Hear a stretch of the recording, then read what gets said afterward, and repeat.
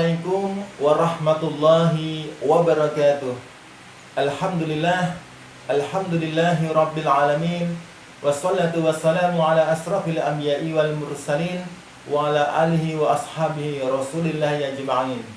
Rabbi shrahli sadri wa yassirli amri wahlul 'uqdatam min lisani yafqahu qawli.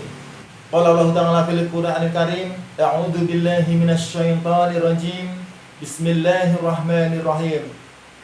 Wa ati'ullaha wa rasul la'alakum turhamun.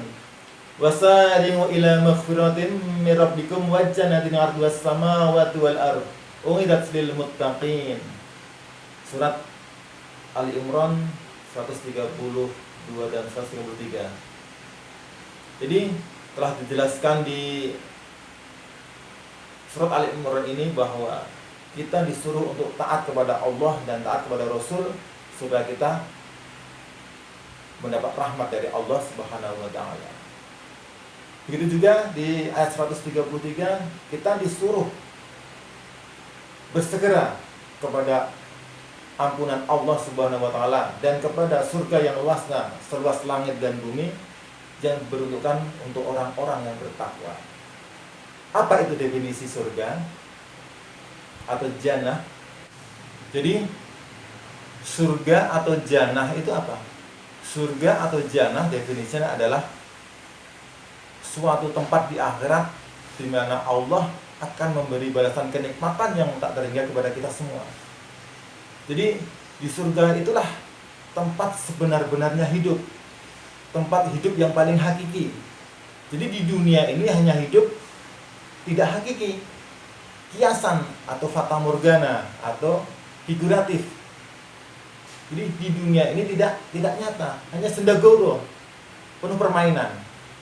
Jadi yang benar sebenar-benarnya hidupnya adalah di surga. Di dunia ini hanya kiasan, fata morgana, figuratif.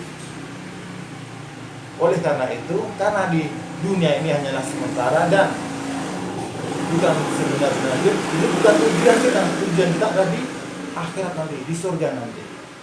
Nah, macam-macam surga, banyak macamnya. Dan juga banyak tempat-tempat untuk masuk ke dalam surga itu. Sekarang kita di bulan Ramadan, ada khusus pintu bagi orang-orang yang ahli puasa, babu royan. Untuk orang-orang yang ahli sedekah juga ada pintunya. Untuk orang-orang yang ahli jihad ada pintunya. Untuk yang ahli ibadah ada pintunya, khusus orang-orang yang ahli ibadah. Jadi banyak pintu untuk memasuki di sana. Tergantung kitanya. Jadi tergantung kita sendiri. Kita pengen memasuki surga itu dari pintu mana? Itu sesuai dengan amal ibadah yang kita laksanakan di dunia ini. Mudah-mudahan kita semua termasuk orang-orang yang bisa memasuki pintu surga dari segala pintu yang ada di surga. Amin, amin ya rabbal alamin. Telah diterangkan di surat Al-Imran 133 tadi yang dibacakan di atas bahwa luas surga ini adalah seluas langit dan bumi. Sampai saat sekarang belum ada yang tahu seberapa luasnya langit ini. Jadi begitu luas sekali surga ini.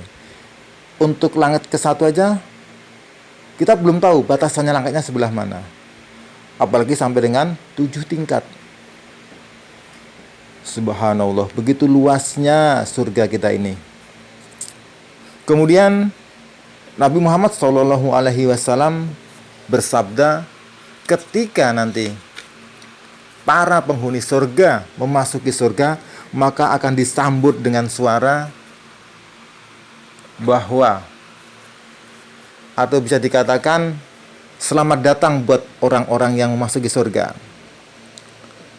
Maka dari pintu akan terdengar suara, selamat datang Fulan bin Fulan. Kamu akan hidup selamanya di sini dan tidak akan pernah mati. Kamu akan senang selamanya dan tidak akan pernah susah.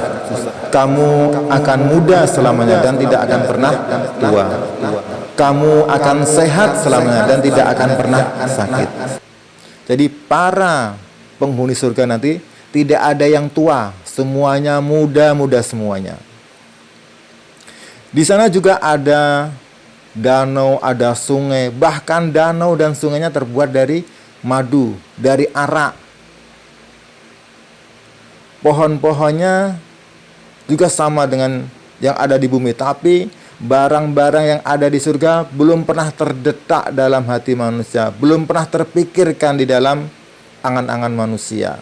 Semuanya baru, bahkan terbesit di dalam hati manusia, belum pernah ada.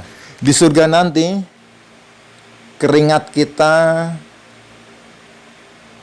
harum bagaikan minyak kasturi. Yang laki-laki akan ditemani bidadari, makhluk Allah yang teramat cantik. Yang perempuan akan ditemani oleh bidadara. Bidadari yang ada di surga disebut asmajun mutahharah, yaitu istri yang disucikan. Habis dipakai suci lagi. Begitu juga dengan buah-buahan yang ada di sana. Buah-buahannya habis dipetik akan muncul lagi, akan tumbuh lagi. Lama ketuah, dipetik tumbuh lagi, dipetik tumbuh lagi. Jadi saya mengajak kepada teman-teman semua, mumpung ini di bulan suci Ramadan, marilah kita tingkatkan amal ibadah kita. Kita banyak sedekah, kita berbanyak bangun malam untuk melaksanakan sholat tahajud. Kita berbanyak berbagi dengan teman-teman atau saudara kita yang berkekurangan. Dan di akhir kata saya mengucapkan selamat menunaikan ibadah puasa. Billahi taufik wal hidayah. Assalamualaikum warahmatullahi wabarakatuh.